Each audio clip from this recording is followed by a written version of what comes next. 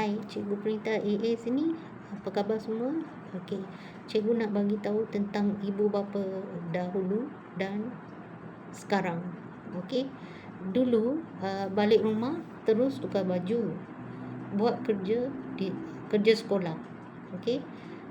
Kalau main sangat lama, ibu atau bapa akan rotan.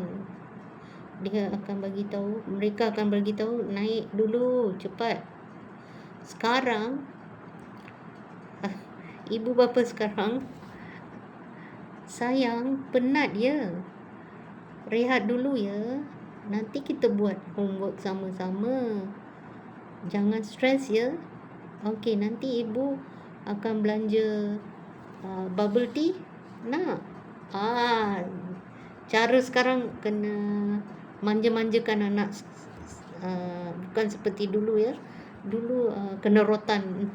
Dulu saya pun pernah kena rotan, especially daripada ibu bapa saya. Bapa kurang, hanya ibu saya sangat-sangat strict.